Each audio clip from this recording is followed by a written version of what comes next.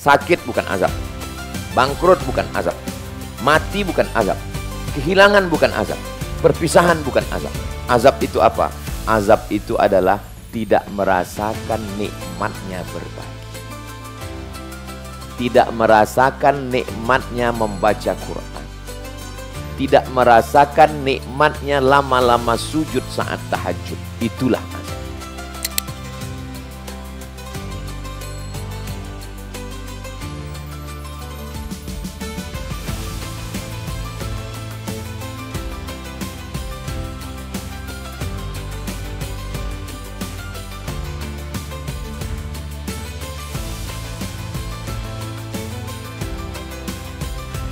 Karena kalau tim ini nggak dikasih tahu, kami ketinggalan pesawat, saya mau pulang.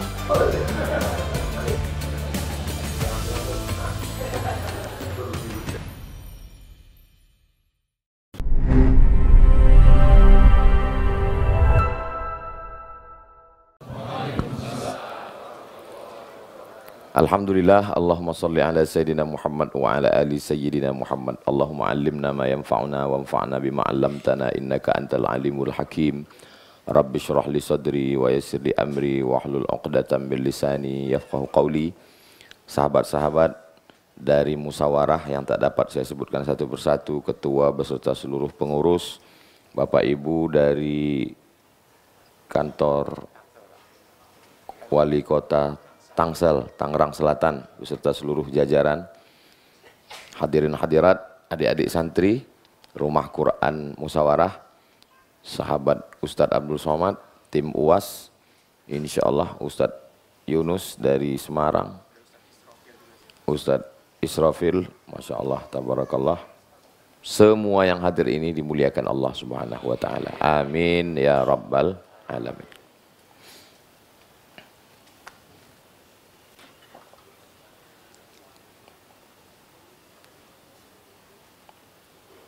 Ini tergantung, bisa jadi bakwan, donat.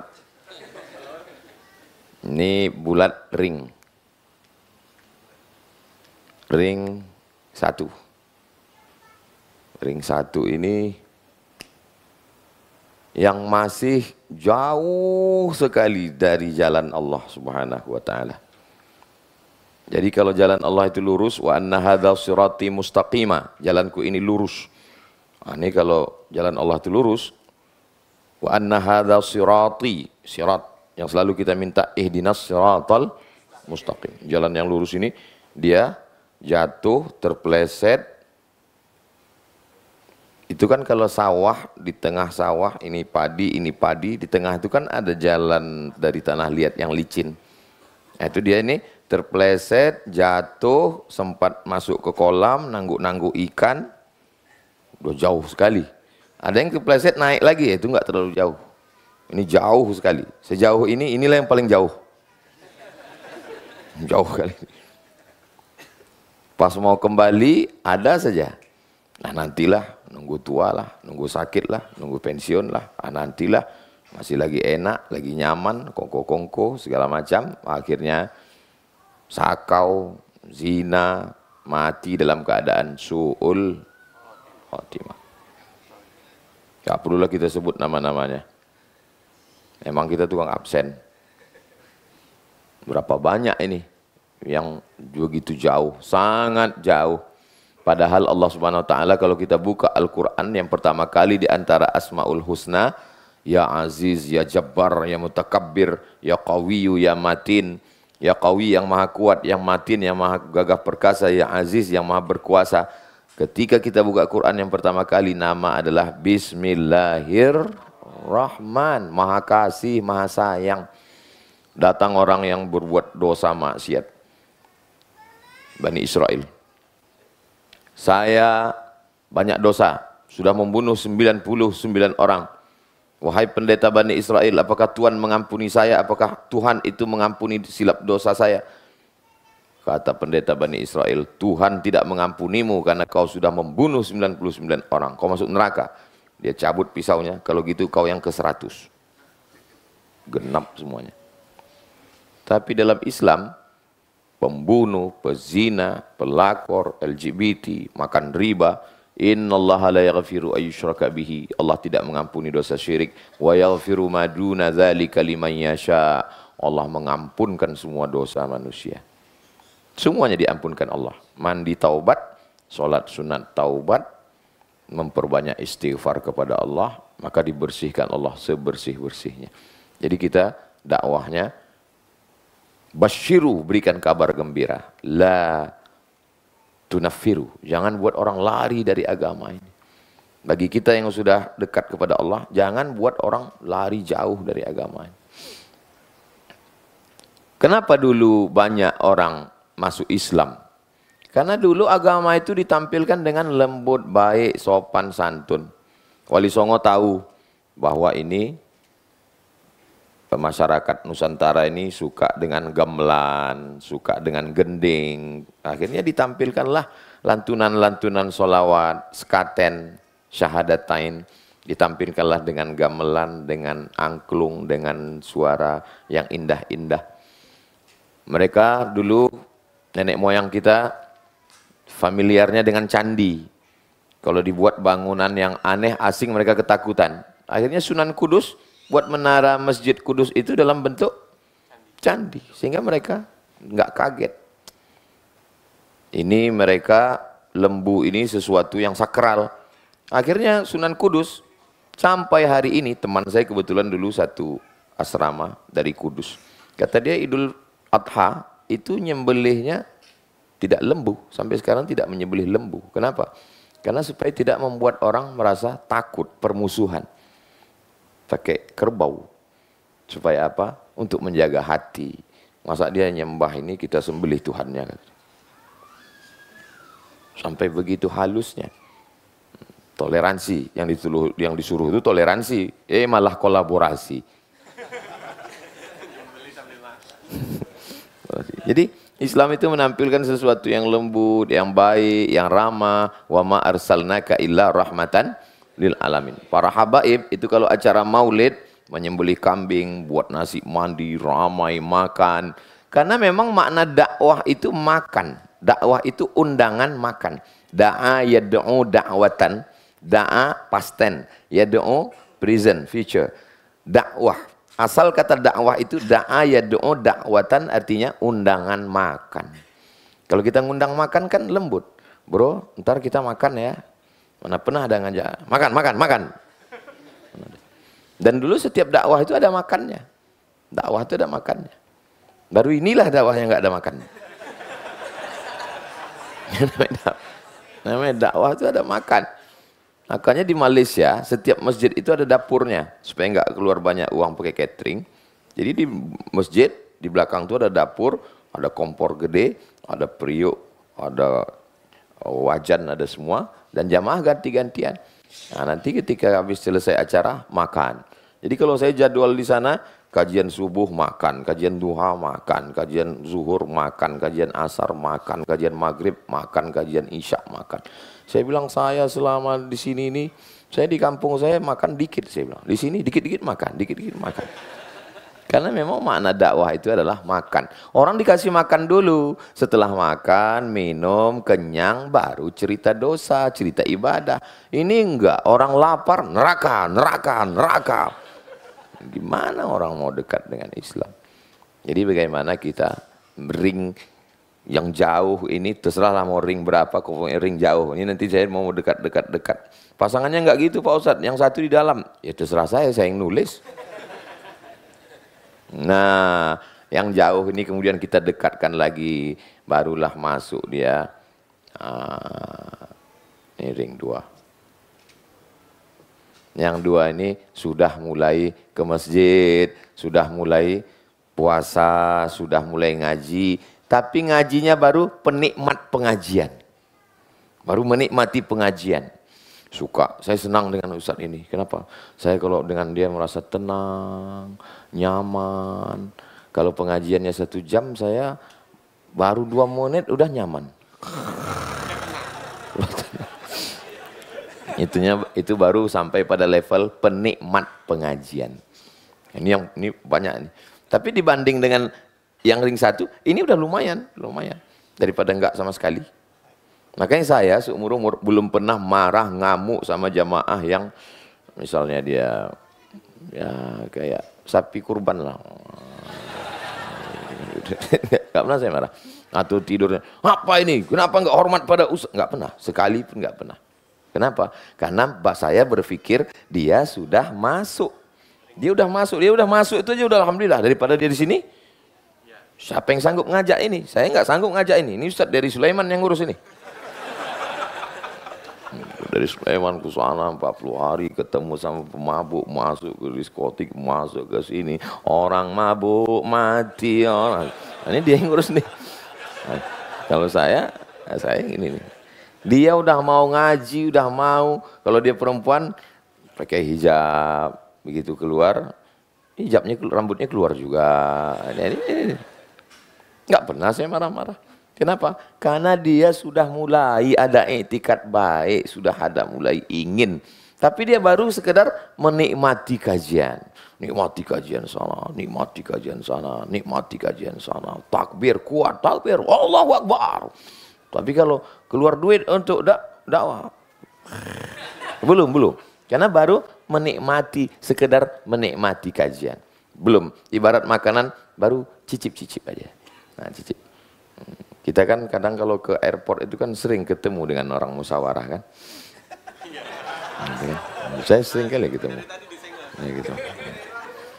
Jadi itu kadang kalau kita beli itu kan baru cicip dikit, baru menikmati. Nah, cicip dikit baru menikmati. Nggak boleh sebut, menjaga kode etik jurnalistik. Nah,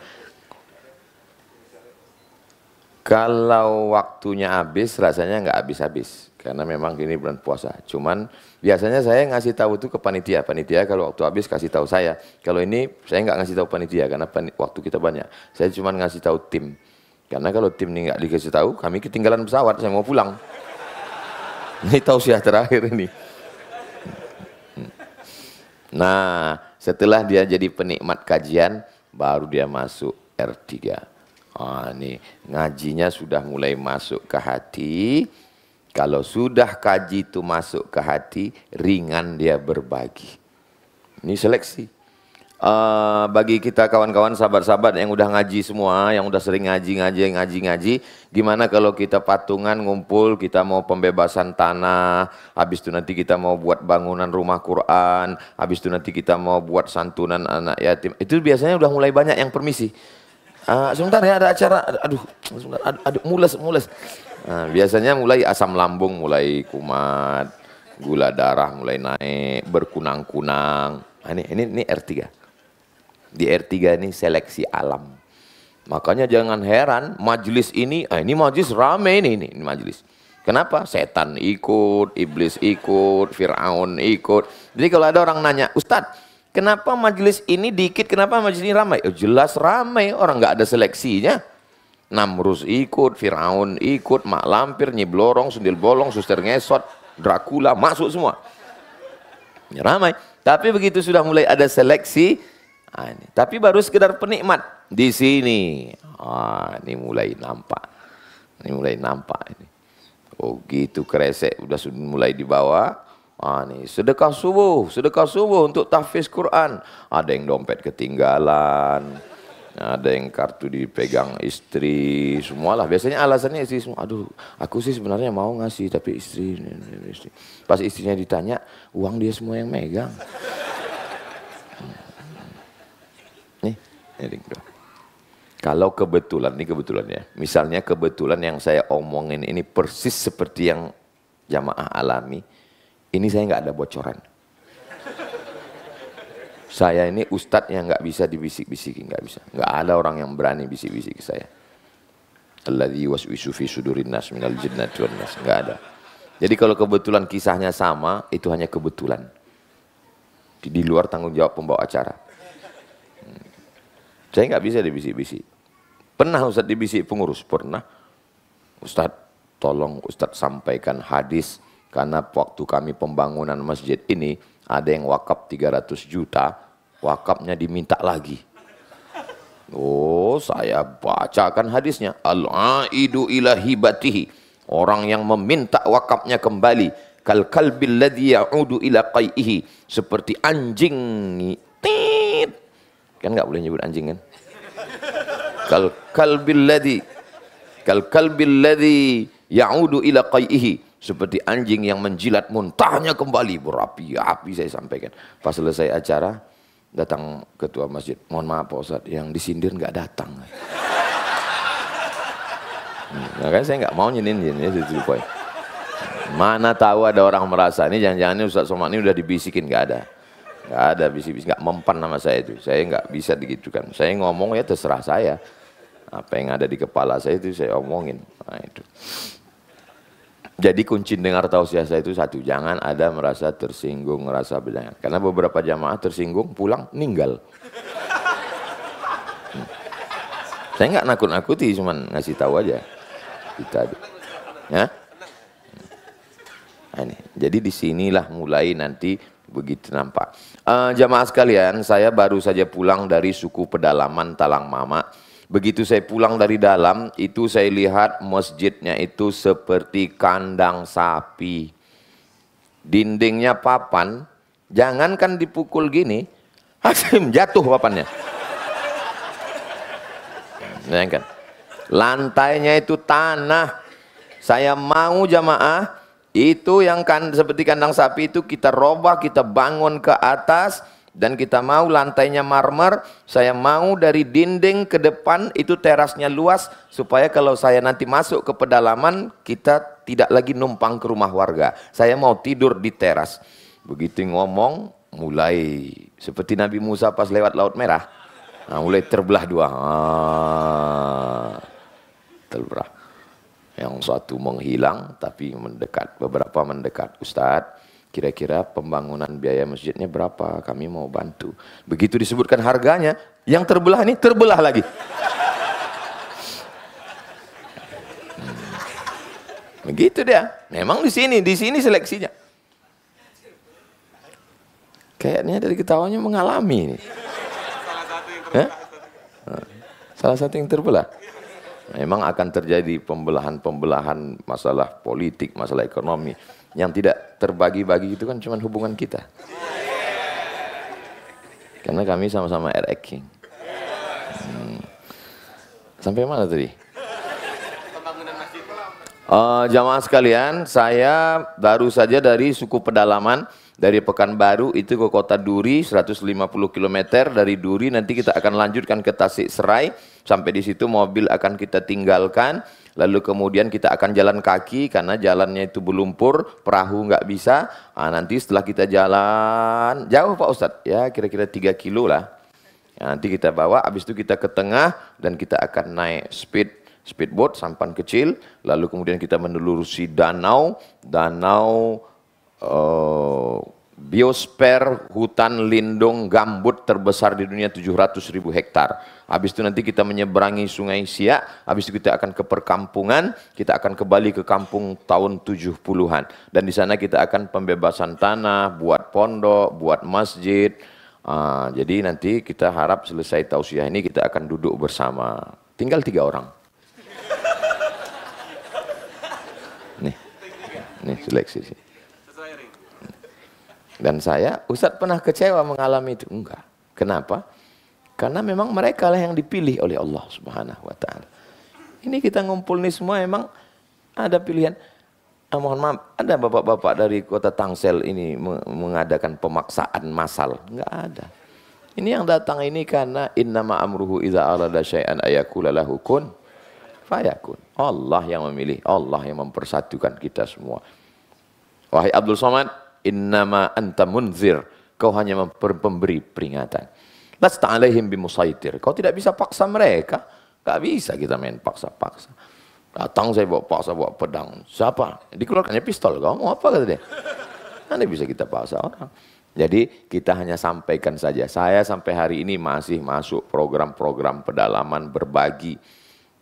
Ustadz, kami ngaji ini dari yang ring 1 ini kan kami masuk kedua ini mau menghilangkan beban kami. Kami ini punya beban di kantor, di perusahaan, di bisnis kami, di keluarga, di jalan tadi baru kena tilang. Kami dekat dengan ngaji ini mau menghilangkan beban Ustadz. Malah kenal dengan Ustadz penuh dengan masalah. Nambah masalah, masalah santri lagi, masalah beras lagi, masalah anak yatim lagi, pembebasan tanah lagi, bangun masjid lagi. Kalau tahu gini saya nggak hijrah Pak Ustadz. Ini, di sini.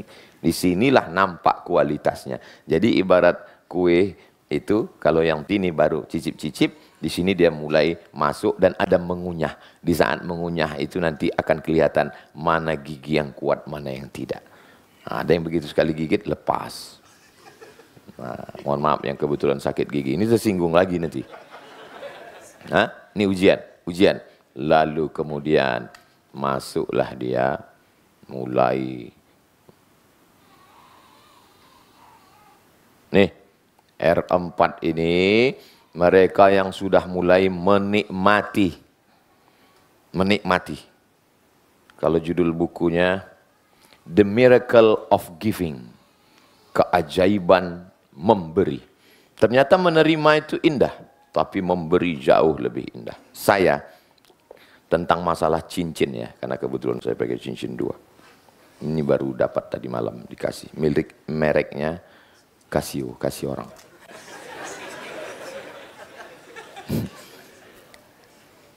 Jadi saya dari kecil memang suka cincin. Sampai saya ambil uang almarhumah emak saya. Masya Allah, dapat lagi 3. Allah. Ini mau nunjukkan aja atau mau ngasih ke saya? Bisa nih? Nah, saya kalau dikasih saya tanya dulu, soalnya pernah saya kena. Pas saya pakai, mohon maaf Ustaz, mohon dibuka lagi. Gitu. Nah, sakitnya nggak seberapa, malunya itu. Ini udah ya, yakin ya? Nah itu. Gitu juga kadang orang jamaah datang bawa keripik, bawa kerupuk apa. Jamaah dimanapun berada, bangkitkan ekonomi umat, makanlah keripik. Datang tim dibawa tim saya sangka katanya, enggak Pak, kami mau bawa pulang lagi, gitu. Itu untuk foto aja katanya. Saya kena juga beberapa kali. Jaket juga gitu. Berikut ini pemasangan jaket. Pasang. Kita pun mau pulang, pas mau pulang, mohon dibuka lagi Pak. Katanya.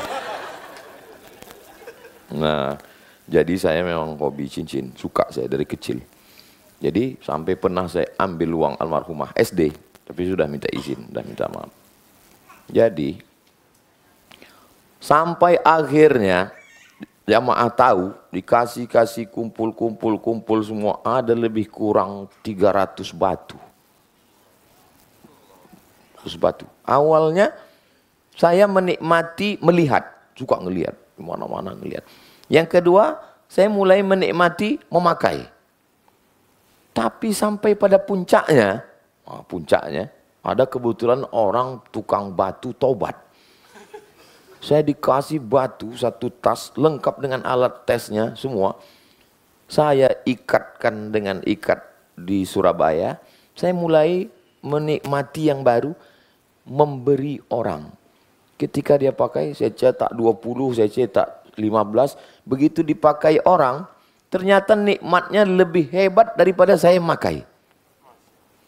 Jadi ternyata kita punya proses dalam pikiran. Itu nggak bisa dilihat manusia, ada dalam hati. Nikmat pertama melihat, yang kedua memakai, yang ketiga saat memberi kepada orang lain, dia merasa lebih nikmat. Saya merasakan itu pada kasus cincin. Kalau gitu sekarang Ustadz bawa? Enggak ada. Saya lebih baik saya kasih tahu sekarang daripada setelah ini nanya, ada berapa Pak Ustadz? Ahlan wa sahlan Ustaz Ahmad Ridwan, barakallahu fikum, Masya Allah, tabarakallah. Mudah-mudahan Ustaz Ridwan panjang umur, sehat badan, guru kita semua, barakallahu fikum. Masya Allah, tabarakallah. Jadi jangan kita kaget kalau ada yang ini orang-orang yang sudah menikmati. Saya yakin dan percaya ada yang nanya, kira-kira berapa ya santri musyawarah sekarang? Kira-kira 1 bulan perlu berapa kilo beras ya? Kira-kira mana yang perlu dibebaskan? Kira-kira mana? Saya ketemu makhluk-makhluk begini. Ustadz Somad, Ustadz tolong buatkan yayasan tahfiz Quran. Nanti akan saya buatkan. Ini nanti tinggal panggil santri-santri dan gurunya. Dibawalah saya ke Bogor. Saya tengok pondok tahfiz yang dibangun. Terus saya tanya sama ini Bapak buatkan pondok tahfiz Quran begini ini, apa enggak khawatir diambil orang? Karena Bapak enggak ada MOU. Bagaimana kalau diambil yayasan? Sudah banyak yang diambil Pak Ustadz. Loh, Bapak nggak tuntut? Saya biarin aja. Kenapa? Makin diambil rezeki saya makin melimpah Pak Ustadz. Saya ketemu makhluk-makhluk gini, cuman nggak banyak. Sudah hampir-hampir punah. Perlu dibudidayakan. Lain padang, lain belalang, lain lubuk, lain ikannya, lain tempatnya, lain. Saya ketemu dengan makhluk-makhluk yang model R4 ini. Hampir setiap. Pergi saya dari mulai atas, ujung Sumatera. Ustadz, tolong doakan saya. Doakan apa Pak? Doakan supaya saya bisa bangun masjid. Berapa Pak? Ya 99 Pak Ustadz. Dia mau minta bangunkan masjid 99. Ada manusianya. Nggak boleh sebut. Biasanya orang begini kalau diceritakan dia tahu marah. Saya nggak mau riak Pak Ustadz. Saya nggak mau hati saya rusak Pak Ustadz. Maka selalu saya simpan. Lalu kemudian saya pergi ke satu tempat. Ustadz Somad, umurnya 85 tahun. Saya selalu berdoa gini Pak Ustadz. Gimana doa Bapak? Ya Allah, matikanlah aku kalau pembangunan masjid ini udah selesai. Terus, masjidnya nggak saya selesaikan Pak Ustadz. Jadi setiap dia bangun masjid, dia biasa dia bangun masjid, dia biasa dua bangun. Dia bangun ini, dia bangun ini. Begitu selesai yang ini kan belum selesai. Nah, nanti begitu ini hampir selesai, dia bangun lagi. Jadi selalu doa, ya Allah, matikanlah aku setelah masjid ini selesai. Dan umurnya 85, masih hidup, pakai jurus itu. Antum mana tahu ada yang mau pakai? Oh, begitu ternyata mereka ya. Ada satu lagi datang, Ustadz ya. Saya setiap bulannya itu bayar zakatnya sekitar 300 sampai sekian ratus juta Pak Ustadz. Oh, Masya Allah, tabarakallah. Saya potongnya 5% Pak Ustadz. Loh, Bapak salah Pak. Karena zakat itu 2,5%, bukan 5%. Berarti Bapak salah hitung selama ini. Saya pakainya petani Pak Ustadz. Petani kan 5%, pedagang 2,5%. Kenapa Bapak pakai 5%? Karena begini Pak Ustadz. Pagi, waktu mau pergi ke sawah, itu kita masih bisa membedakan mana petaninya, mana sapinya. Tapi begitu sore, sudah sama bentuknya. Mereka yang berkubang di lumpur itu kena panas terik, berapa zakatnya Pak Ustadz? 5% saya katakan. Masa saya di ruang ber-AC 2,5%? Saya malu nanti di hadapan Allah. Ada manusia seperti ini ring 4. Cuman dia memang makin kecil dia kan.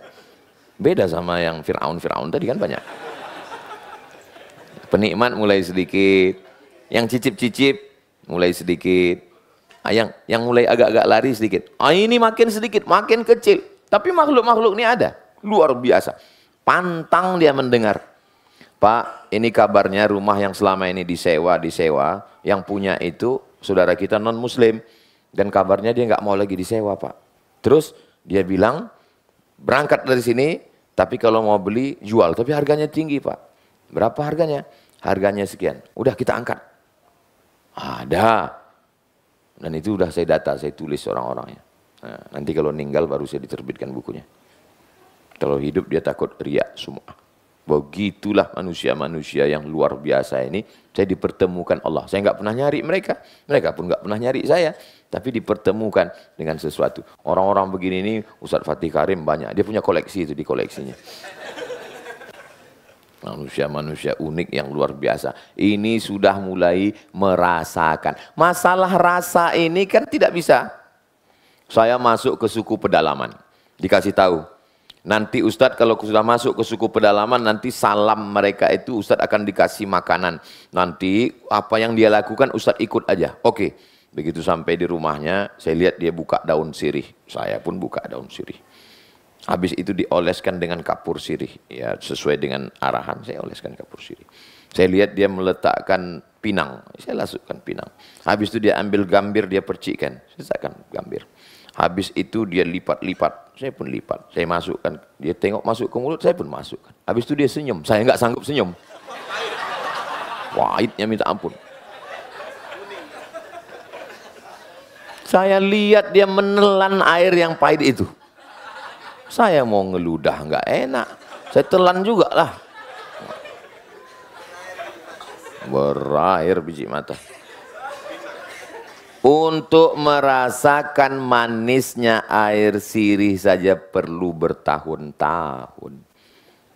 Daunnya sama, gambirnya sama, kapurnya sama. Kenapa rasanya beda? Karena dia memang, saya baru itu mencoba. Disambutlah saya di bumi Minangkabau dengan tari piring. Ting ting ting ting ting ting ting ting ting ting ting. Datanglah anak kecil membawa tepak sirih. Buat tepak sirih. Saya nggak tahu. Begitu dikasih tepak sirih, saya ambil daun sirihnya satu, saya punya. Rupanya Pak Bupati di sebelah sobek dikit aja. Aduh, kena prank kita. Kenapa Bapak nggak ngasih tahu? Ustadz nggak nanya, kata dia. Untuk merasakan manisnya itu perlu latihan perubahan rasa sampai akhirnya. Wah, dibawa sampai kantor gubernur Jawa Barat. Wow, Kang Aher, Masya Allah, cipika-cipiki. Ustadz Somad, saya akan kasih Ustadz minuman terbaik. Oke, siapa takut, saya bilang.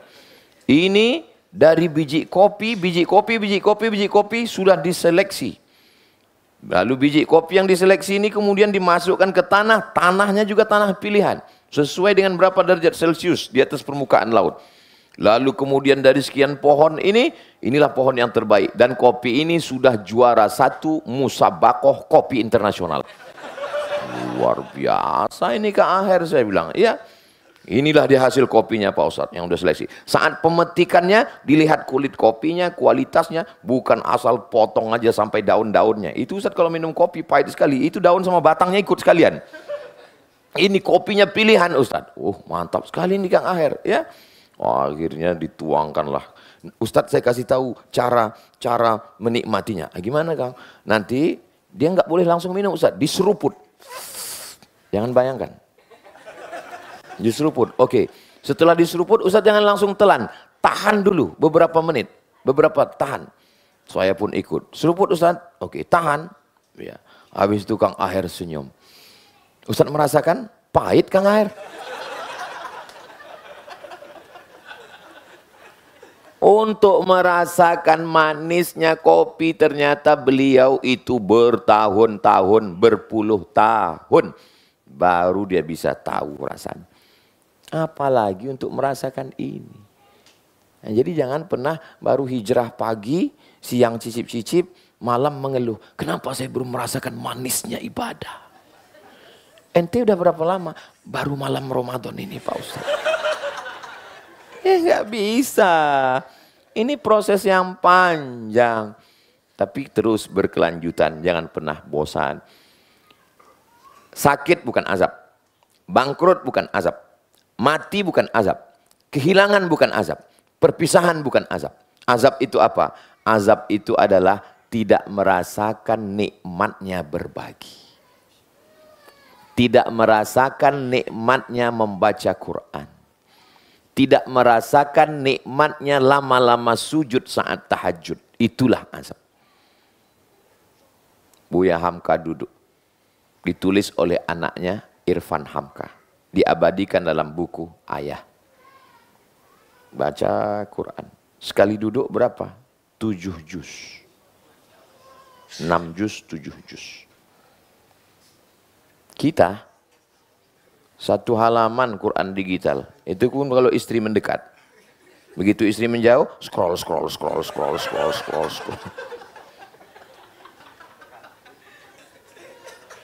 Itulah azab. Itulah azab. Tidak merasakan nikmatnya baca Quran. Tidak merasakan. Abu Darda diangkat tugas jadi imam di Damaskus. Jadi imam. Malam itu dia baca Quran, paginya sahabat datang semua dengan berurai air mata. Apa kata mereka? Matta'atana laylata ya Abu Darda. Tadi malam engkau membuat kami sangat nikmat dalam ibadah itu, wahai Abu Darda. Bersyukur, terima kasih nikmatnya kami tadi malam. Berapa yang dibacakan Abu Darda kepada mereka? Rubu'ul Quran, 7 juz setengah. Kita kalau sampai imam itu baca 7 juz setengah, langsung kita telepon pengurus, tolong ganti yang baru. Kenapa kita tidak merasakan manisnya tahajud? Kenapa kita tidak merasakan manisnya berbagi? Mereka yang sudah sampai pada level ini, maka ini mengatakan gila. Yang sudah sampai ke R4 ini, yang ini mengatakan ini gila. Lukisan. Semua berdecak kagum melihat lukisan. Seperti melihat kucing Anggora. Tiba-tiba datang beberapa orang melihat. Apa ini gila? Lukisan abstrak. Nggak sampai level dia ke situ. Tapi ini orang-orang yang sudah merasakan. Saya sudah kasih contoh makan sirih, minum kopi, lukisan abstrak. Nggak juga paham. Memang orang lapar susah paham. Dasar lemah SDM.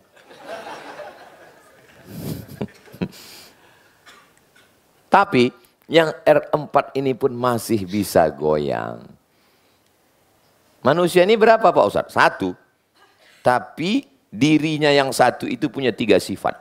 Yang satu ini jahat aja. Kalau ngomong sama dia 5 menit, cuman 3 detik pertama itu aja yang baik. Waalaikumsalam, itu baik.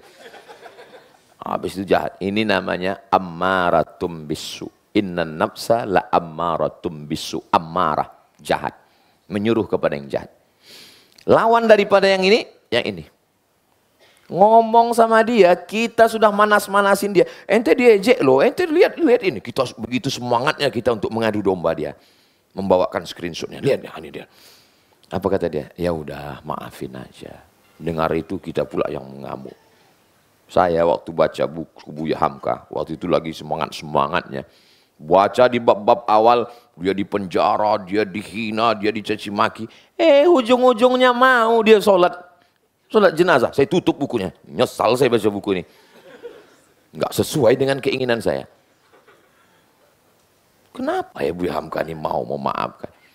Ternyata mereka yang sudah sampai pada mutmainnah. Ya ayyatuhan nafsul mutmainnah. Makanya banyak dulu orang ngasih nama anak mutmainnah. Ini nama ini sekarang sudah banyak ditinggalkan. Nama anakmu siapa? Kemarin dikasih Ustadz mutmainnah, tapi nggak saya pakai, jadul Pak Ustadz. Padahal kan bisa aja, tetap aja mutmainnah. Nanti kan panggilannya bisa Iin, bisa Ina, bisa Mumut. Mutmainnah itu yang dipanggil Allah. Mohon maaf kalau kebetulan namanya sama. Ya ayyatuhan nafsul mutmainnah. Wahai jiwa yang tenang. Siapapun ngomporin dia, apapun yang terjadi, dia tidak akan bergeming. Itulah yang diundang oleh Allah. Ya ayyatuhan nafsul mutmainnah. Irji'i ila rabbiki radiyatan mardiyah. Kembalilah engkau kepada Allah. Ini bukan kampungmu, ini bukan tempatmu. Kau tidak nyaman di sini, pulanglah. Bagaimana orang yang mau pulang itu? Bahagia sekali. Saya ini sebetulnya jasad saya aja yang di sini. Ruh saya sudah terbang ke Pekanbaru. Begitulah bahagianya orang yang mau pulang. Fadkhuli fi ibadi. Bergabunglah kamu dengan hamba-hambaku yang baik. Wadkhuli jannati. Masuklah ke dalam surgaku. Ini orang-orang yang disebut dengan istiqomah. Lawan dari lawamah. Tapi ada yang pertengahan. Ini yang di tengah ini. Ini namanya lawamah. Ini tergantung WhatsApp. Bro. Ayo mabuk yuk. Ayo. Ngaji kita. Oke. Bro. Ini ada barang baru. Gimana kalau kita pakai? Haram. Nanti aku yang bayar. Oke.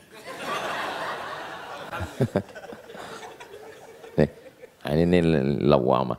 Nah, inilah yang paling the best di antara semuanya. Ini masih goyang-goyang. Walaupun sudah menikmati, tapi mereka kelompok kecil ini, inilah dia R5. Jadi tujuan judul kajian kita petang ini adalah R5. Nanti kalau ditanya orang, apa kajian tadi yang disampaikan Ustaz Somad? R5. Arti R5 itu apa? Panjang sampai aku susah menyimpulkannya. Ring. Kira-kira Ustadz Somad masuk yang mana ya? Doakan supaya Ustadz Abdul Somad masuk yang al-istiqomah ini. Merantau ke kota Makkah sebatang kara, nggak punya apa-apa. Akhirnya bisnis, berusaha, nikah. Ketika itu baru R5 nih kena ujian. Datang seorang nabi bernama Muhammad sallallahu alaihi wasallam. Dia R5. Enggak goyang lagi nabi. Datanglah ke mertuanya. Bapak mertua, saya mau ikut hijrah dengan Nabi Muhammad sallallahu alaihi wasallam. Terus saya mau bawa anak istri saya. Kamu dulu datang ke rumah ini sendirian atau bawa anak istri? Sendiri. Pergi dari Makkah, tinggalkan anak istrimu. Jangan bawa. Ini anak saya, ini cucu saya. Lalu kemudian dia mau pergi, kata penduduk Makkah, dulu kamu datang ke Makkah ini punya harta atau sebatang kara? Sebatang kara. Semua ruko-rukomu, hartamu tinggalkan. Di situ, seandainya dia masih di R4, pasti dia akan tetap di Makkah. Tapi dia sudah tidak bergeming. Anak dia tinggalkan, istri dia tinggalkan, harta dia tinggalkan. Pergi dia ke kota Al-Madinah Al-Munawwarah. Cerita itu sampai ke Nabi. Apa kata mereka? Ya Rasulullah, Suhaib meninggalkan semuanya. Nabi 3 kali ulang, Rabiha Suhaib, Rabiha Suhaib, Rabiha Suhaib. Laki-laki itu bernama Suhaib. Sod, Ha, Ya, Ba, Ar-Rumi. Rumi dari kata Rom. Artinya dia orang Romawi yang merantau ke kota Makkah Al-Mukarramah. Suhaib Ar-Rumi sudah sampai di situ. Satu lagi dipaksa. Digulung di dalam daun pohon kurma. Diambil daun pohon kurma, digulung. Setelah dia digulung dalam pohon kurma, diikat, dinyalakan api di bawah. Bayangkan itu. Tentu terbakar daun itu panas. Kalau api itu langsung ke sini, kita langsung mati. Ini enggak. Maka keluarlah hadis Nabi. Wa in qutta'ta, wa in hurriqta. Walaupun kau dipotong-potong, walaupun engkau dibakar, engkau tetap la ilaha illallah Muhammadur Rasulullah sallallahu alaihi wasallam. Abdurrahman bin Auf, tinggal istri, tinggal anak, tinggal harta, tinggal semuanya. Berangkat sebatang kara sampai ke kota Al-Madinah Al-Munawwarah.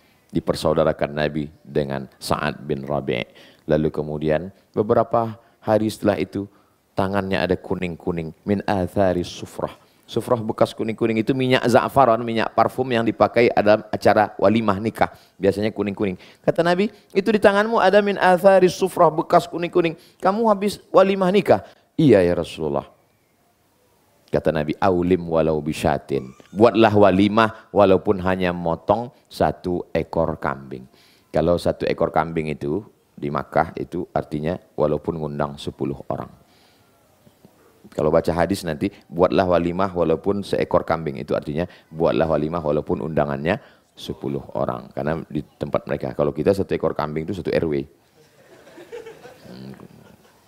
Nah, inilah dia orang-orang. Mudah-mudahan kita semua sampai ke level ini, insya Allah.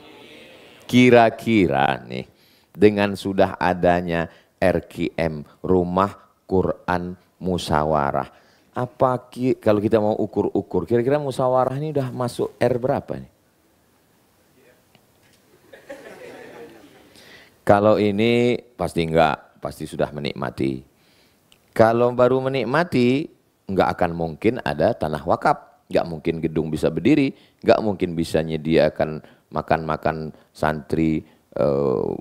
Ini sudah angkatan yang angkatan ketiga.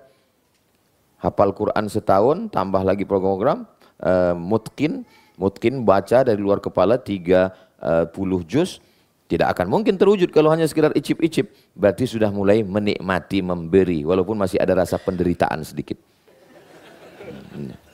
Betul. Ini sudah sampai ke menikmati. Tapi bahwa sudah sampai kepada ini masih insya Allah dengan berproses. Dan uniknya, ini yang paling unik. Allah nggak kasih alat detektornya. Bayangkan kalau orang Jepang menemukan alat ini dan dipasang di pintu. Begitu ketua lewat, ring 5, R5. Pas Ustaz Somad lewat, R2. Tiba-tiba Ustaz yang ceramah, kita mesti sampai R5. Semua jamaah senyum semua. Lo aja R2. Itulah hebatnya Allah SWT. Kita buat dosa nggak ada, nggak kelihatan, nggak kelihatan. Bayangkan kalau sekali buat dosa tumbuh tai lalat 1. Muka kita ini udah tai lalat semua udah. Itulah Allah. Semua bisa ditutupi dengan peci, ditutupi dengan baju koko, ditutupi dengan... Mungkin kawan-kawan pakai baju hitam. Ustaz Yunus baju hitam, baju hitam. Masya Allah. Lebih baik pakai baju hitam hatinya putih daripada pakai baju putih hatinya hitam. Yang baju putih jangan sakit hati. Yang baju hitam pun jangan bangga juga. Karena yang baju hitam belum tentu juga hatinya putih. Bisa jadi abu-abu. Artinya apa? Kita saling tolong-menolong, menasehati. Ada rasa memiliki RKM ini milik kita bersama. Makanya Ustaz Abdul Somad jadwalnya ke Jakarta setahun 2 kali, setiap 6 bulan sekali. Sekali datang ada 4 hari. Hari Jumat, hari Sabtu, hari Ahad, hari Senin. Saya perhatikan setiap saya kemari pasti saya dibawa ke RKM. Itu menunjukkan saya dianggap bagian dari rumah Quran Musyawarah ini. Saya senang sekali. Kalau bahasa Melayunya menumpang tuah istilahnya. Yang bertuah itu RKM. Sehingga nanti masuk surga itu nanti enggak sendirian. Masuk surga itu berjamaah. Dan yang akan dipanggil itu nanti adalah dipanggil oleh malaikat. Wasiqal ladzina taqaw rabbahum ilal jannati zumara. Mereka akan digiring menuju surga berjamaah ramai-ramai. Dipanggil jamaah RKM. Ramai datang. Tiba-tiba ada Ustaz Somad di situ. Ditanya sama malaikat, ini orang RKM? Enggak. Loh, kok bisa gabung di sini? Dalam setahun ada ngasih jadwal sekali. Masuk kata malaikat. Itulah pentingnya kita menggabungkan diri dengan orang-orang baik. Mudah-mudahan ini saya sampaikan. Saya enggak pernah ada ngukur, enggak. Saya enggak suka menjudge orang. Kamu gimana? Saya gini. Berarti kamu statusnya di sini. Kamu di mana? Saya alhamdulillah Ustaz sudah ini membebaskan tanah. Kamu di sini, insya Allah. Kamu di mana? Saya nggak suka gitu. Emangnya jamaah nggak bisa menunjuk kita gitu? Kan bisa juga dia balik. Dia berdiri. Ustaz di mana katanya? Nah, itu. Ini jangan kita coba berpikir rasional. Emang kita aja yang bisa nunjuk orang. Orang juga bisa nunjuk kita kan? Nah, jadi saya selalu menyampaikan tausiah itu. Saya memaparkan. Kita berpikir mudah-mudahan apa yang kita lakukan ini mencari ridho Allah Subhanahu wa taala. Amin ya rabbal alamin. Tadi saya tausiah jam 2 kurang 10, sekarang sudah jam 2.37. Berarti saya sudah berdiri lebih kurang 50 menit kurang 3, tapi karena kita udah lama, lengkapkan aja lah 50 menit. Itulah yang dapat saya sampaikan. Berikutnya saya serahkan kepada panitia, apakah ada kelanjutan, mau dibawa kemana hubungan kita ini. Masya Allah. Baik, alhamdulillah. Terima kasih Ustadz. Mungkin langsung saja, karena mengingat waktu, teman-teman kita buka sesi tanya jawab. Mungkin berapa? Satu-satu aja ya Doi. Adu penalti kalau satu-satu. Satu-satu kalau berseri. Yang Awan satu, yang Awan satu, Iwan satu ya. Yes. Iwan satu ya. Ya, kita mulai dari yang Iwan dari dulu. Iwan dulu. Oke. Boleh.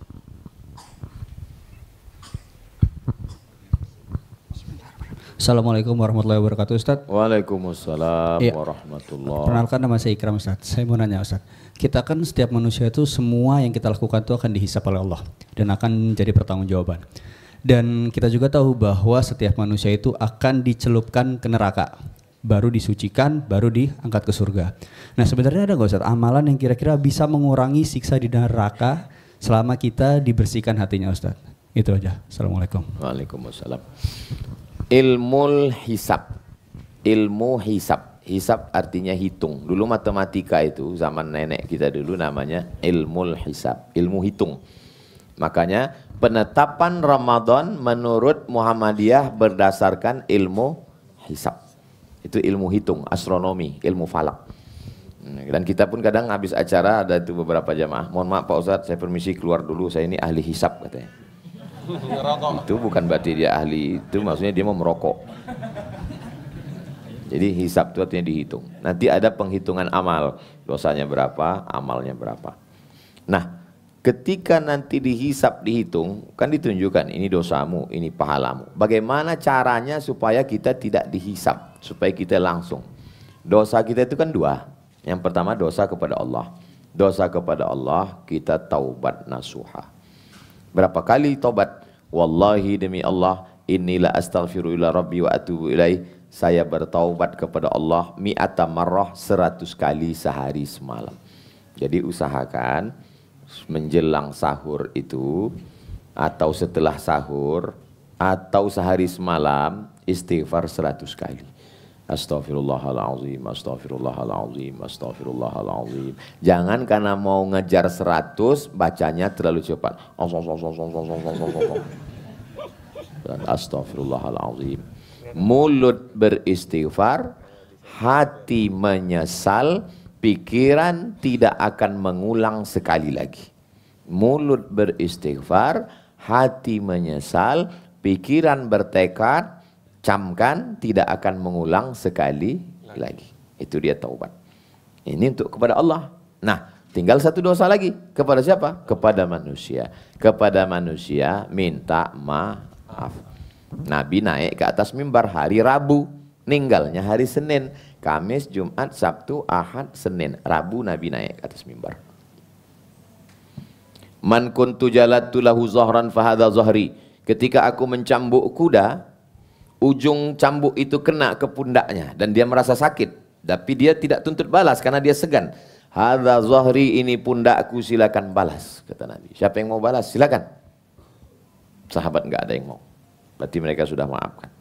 Yang kedua, man kuntu syatamtu lahu irdan. Siapa yang pernah menyakiti hati, kata-kataku menyinggung perasaannya, dia tersinggung, tersakiti hatinya. Hadza irdi, ini Muhammad, silakan balas. Sahabat enggak balas. Berarti ada dua. Yang pertama fisik, yang kedua hati. Ada satu lagi, tiga. Siapa yang uangnya pernah terpakai. Ketika itu berdiri seorang sahabat. Inna laka alayya thalatha darahim. Engkau punya hutang 3 dirham ya Rasulullah. Kebetulan di samping ada Fadl bin Abbas, sepupu Nabi. Idfa' ya Fadl, wahai Fadl, bayarkan. Kalau begitu ada 3. Yang pertama, ini karena pakai cincin ini nunjuknya gitu. Yang pertama fisik, yang kedua hati, yang ketiga hutang. Lepaskan 3 ini supaya kita tidak ada sangkutan-sangkutan di akhirat. Apakah selama saya berteman, bertemu, bersahabat, menyampaikan tausiah dengan kawan-kawan musyawarah ini, tentu ada kata-kata yang menyinggung perasaan, tidak berkenan di hati. Sudikah memaafkan saya? Udah selesai. Minta ampun kepada Allah, bayar kepada manusia, selesai. Datang bapak-bapak, bapak-bapak, ibu-ibu, nanti kalau kita berangkat haji, berangkat umrah, kita mati di tanah suci, kita masih punya sangkutan, haji kita tidak bisa menolong kita.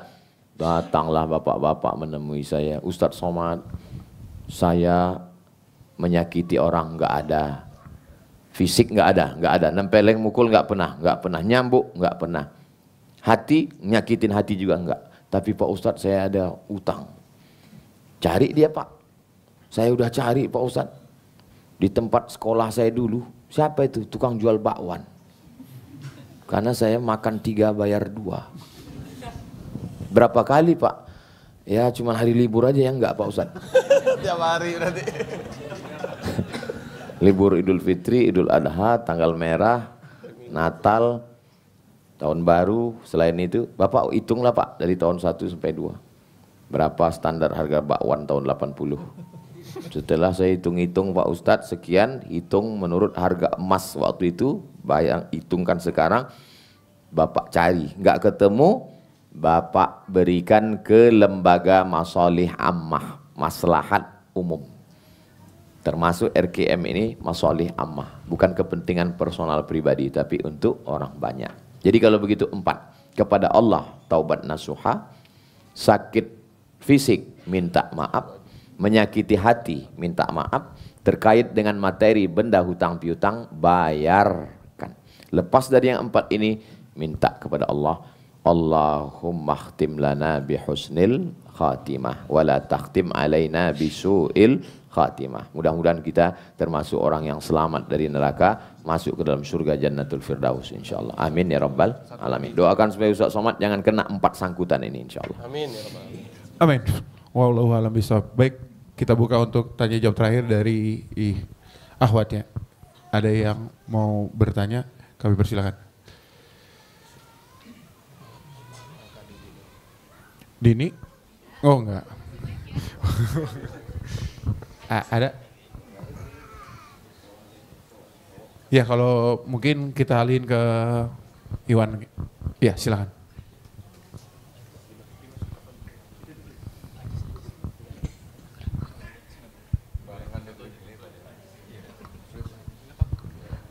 Assalamualaikum warahmatullahi wabarakatuh. Waalaikumsalam warahmatullahi wabarakatuh. Perkenalkan, nama saya Nasron Azizan. Kita doakan semoga Tuan Guru sehat selalu sekeluarga. Amin ya rabbal alamin. Amin ya rabbal. Tuan Guru, saya ingin bertanya, jika orang meninggal dunia, Ya. berapa lama batas waktu kita bisa sholat gaib? Mau sholat gaibkan yang orang meninggal ini? Boleh satu lagi? Satu lagi saya ingin bertanya tentang khunsa. Itu khunsa akan ditempatkan di surga atau di neraka? Baik. Terima kasih. Salat gaib dilaksanakan menurut pendapat yang pertama sebelum jasadnya hancur dimakan tanah, diagak-agak. Kita masuk ke dalam tanah itu. Yang pertama menggelembung usus. Usus ini menggelembung, perut ini menjadi membesar. Pecah dia. Dalam seminggu sampai 10 hari usus itu pecah. Bam. Cacing-cacing tanah sudah mulai. Kuku ini lepas. Kelopak mata terbuka, biji mata keluar. Kulit kepala ini copot dari kepala, lepas. Mengurai semuanya. Mohon yang bisa buat film ini buatkan. Karena kalau ceramah nggak terbayang, jadi tonton mulai awal masuk. Dakwah dengan tausiah sudah, dakwah dengan khutbah sudah, dakwah dengan ceramah, seminar sudah, dakwah dengan film, semuanya sepi, tenang, menyaksikan proses. Konsultasi juga dengan dokter. Berapa hari perut pecah, berapa hari biji mata keluar, berapa hari kuku lepas, berapa hari rambut ini copot. Yang selama ini selalu dijaga kukunya, rambutnya, biji matanya, lepas itu semua. Yang sudah bagus-bagus bengkok diluruskan. Hancur itu semua. Jadi menurut pendapat ulama, begitu kita nanti misalnya saya sholat nggak sempat menyolatkan. Kata Nabi, mana tukang sapu? Mana kemarin perempuan yang ada di sini? Dia meninggal ya Rasulullah. Loh kenapa nggak kasih tahu saya? Ya kami nggak ngasih tahu, orang dia cuma seorang tukang sapu, kata sahabat.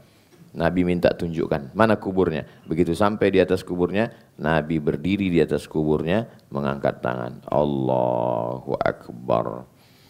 Al-Fatihah. Allahu Akbar. Allahumma salli ala Sayyidina Muhammad wa ala ali Sayyidina Muhammad. Salawat. Allahu Akbar. Allahumma afir laha warhamha wa'afiha wa'afu anha. Allahu Akbar. Assalamualaikum warahmatullahi. Menurut para ulama, bolehnya menyolatkan itu pendapat yang pertama adalah 2-3 hari. Pendapat yang kedua, sampai jasadnya hancur. Pendapat yang ketiga, boleh seterusnya. Pilihlah di antara 3 pendapat ini. Bapak kemarin udah meninggal Pak Ustadz. Duh, saya nggak tahu. Baru tahu sekarang. Maka laksanakan sholat gaib. Masalah berapa lamanya, begitulah pendapat ulama. Tapi yang pendapat pasti satu, dilaksanakan setelah dikebumikan. Bukan begitu dapat kabar langsung dilaksanakan. Setelah dikuburkan. Jadi kalau ada kita tahu, baru tahu sekarang, laksanakan sholat gaib pakai pendapat nomor 3. Sebagai tanda bukti bahwa kita bersaudara.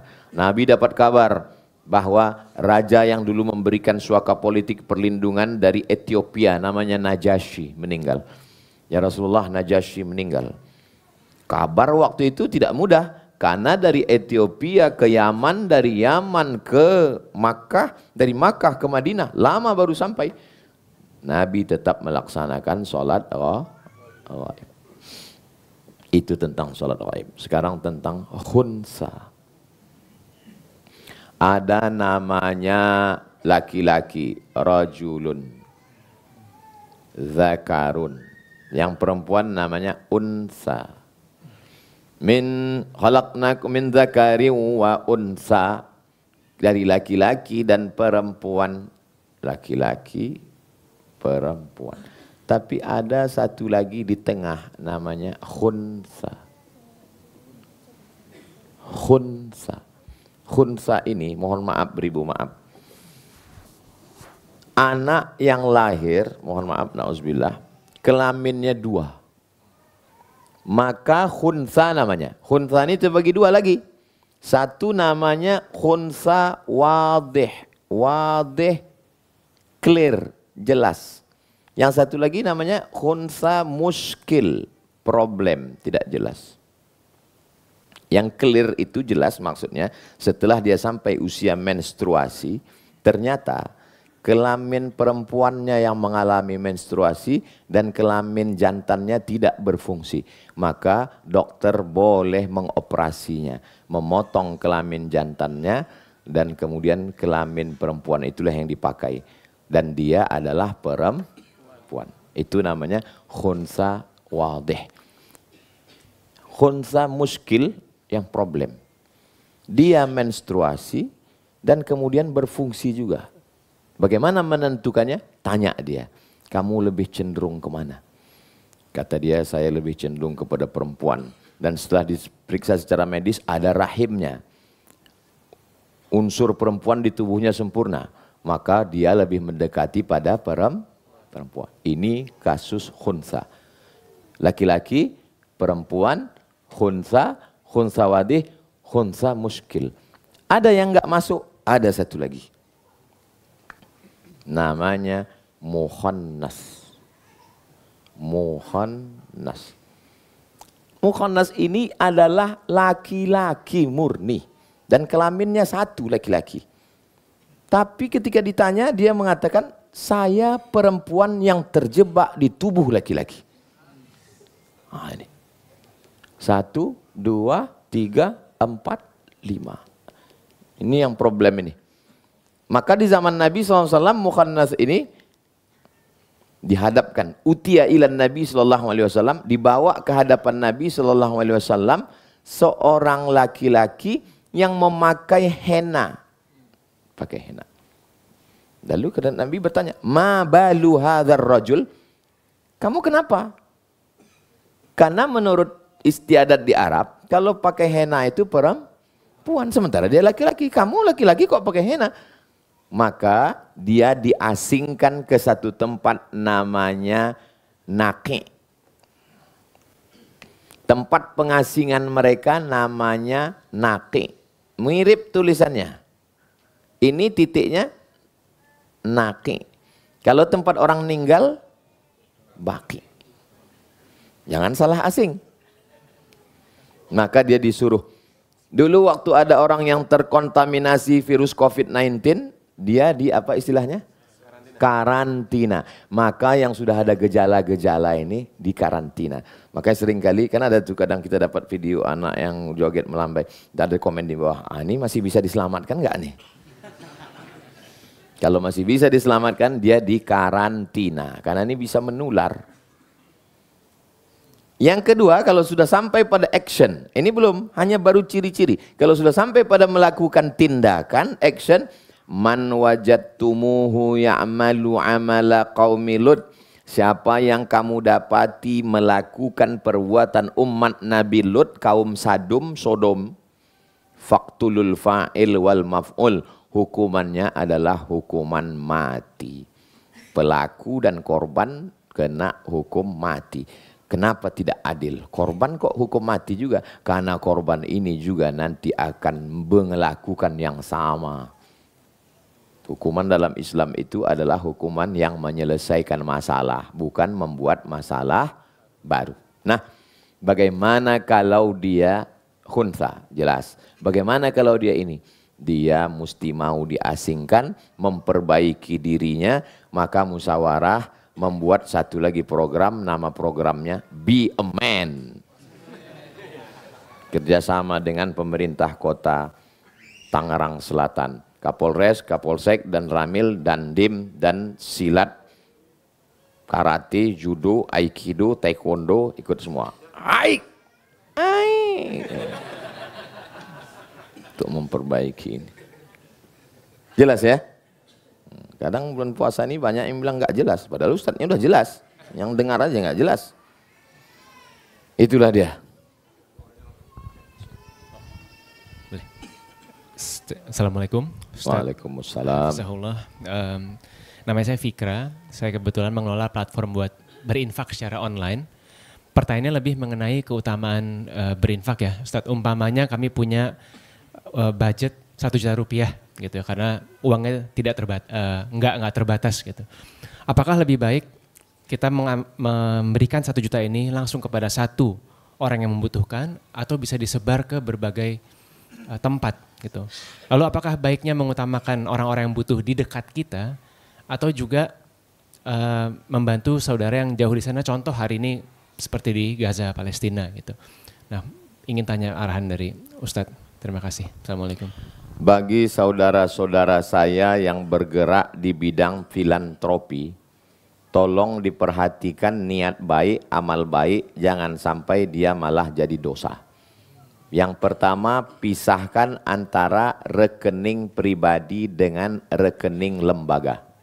1, saya tidak mengendorse rekening yang pribadi.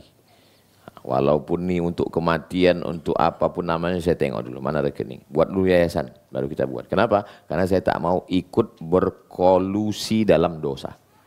Setelah dipisah mana pribadi, mana lembaga, yayasan, institusi, apa namanya. Yang kedua, pisahkan antara rekening wakaf dengan rekening zakat, kalau dia masuk UPZ atau Ziswap, dengan rekening infak. Kenapa?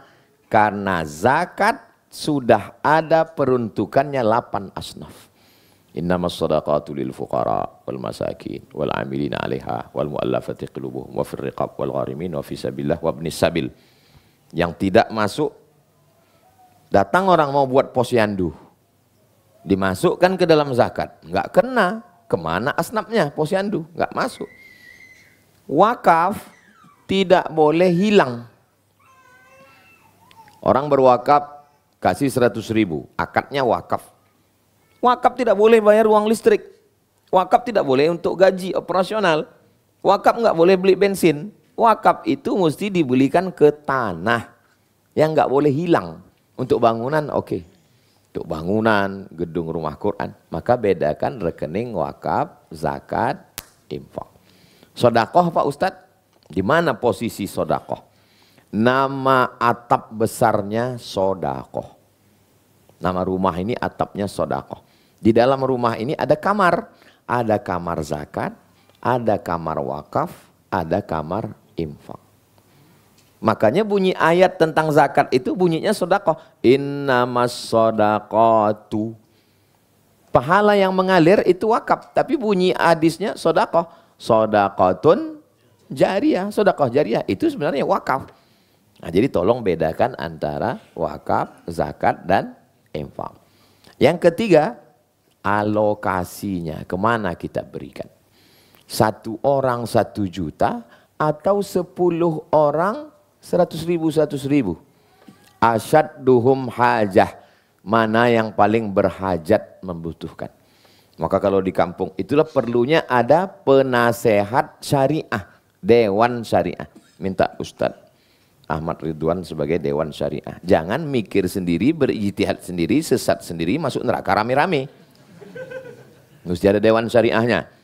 Ustadz, tolong arahkan kami sebagai muftinya di lembaga ini. Nanti secara syar'i, mungkin adik-adik, kawan-kawan secara ekonominya paham. Tapi untuk ini, mana yang paling memerlukan. Tapi ada juga yang lebih baik secara maslahat untuk 1 orang. Misalnya ada ibu buruh cuci. Dia cuma bisa nyuci ke rumah-rumah orang. Kalau kita belikan mesin cuci, maslahat untuk dia. Maka belikan mesin cuci beserta alatnya semua berapa? 10 juta. Bagus untuk dia. Supaya apa? Supaya bulan depan dia tidak lagi minta. Kita tidak kasih ikan, tapi kita kasih pancingnya. Nah ini maslahat ini. Penetapan hukum dalam Islam itu 10 dalilnya. Quran, hadis, ijma', qiyas, syar'u man qablana, saddu zara'i, qaulus sahabi, istihsan, istishab, urf. 10. Ini kadang kita kan nggak belajar agama. Kenapa kau putuskan gini? Saya pakai perasaan Pak Ustadz. Nggak bisa. Agama ini bukan roso-roso.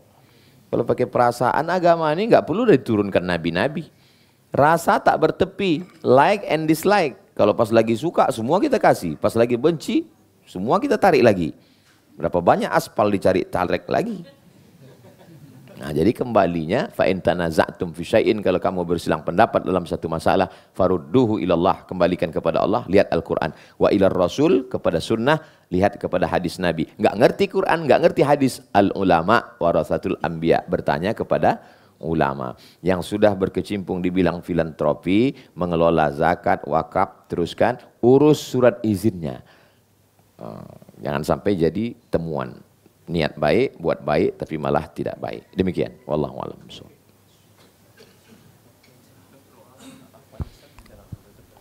Ala hazihin niyah. Untuk niat yang baik-baik, semoga Allah menjaga rumah Quran Musawarah. Semoga saudara-saudara saya di Musawarah solid, jaga ukhuwah. Yang sudah beramal, yang sudah hijrah, semoga istiqomah. Keluarga kita soleh dan solehah. Anak cucu kita penghafal Quran. Sampai akhirnya kita mati husnul khatimah, kita masuk ke dalam jannah bersama Rasulullah. Al-Fatihah. A'udzubillahi minasyaitonir rajim. Bismillahirrahmanirrahim. Alhamdulillahirabbil alamin. Arrahmanirrahim. Maliki yaumiddin. Iyyaka na'budu wa iyyaka nasta'in. Ihdinas siratal mustaqim, siratal ladzina an'amta 'alaihim ghairil maghdubi 'alaihim waladdallin. Amin.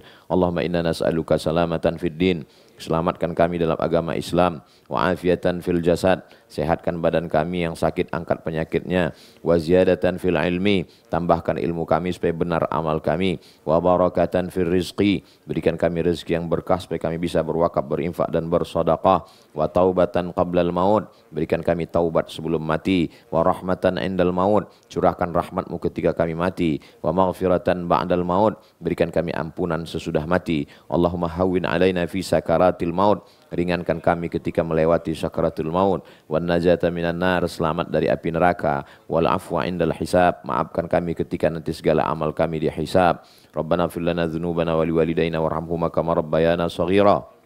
Rabbana hab lana minas shalihin. Rabbana atina fid dunya hasanah wa fil akhirati hasanah wa qina adzabannar. Wa sallallahu ala sayidina Muhammad wa ala alihi washabbihi wasallam walhamdulillahirabbil alamin.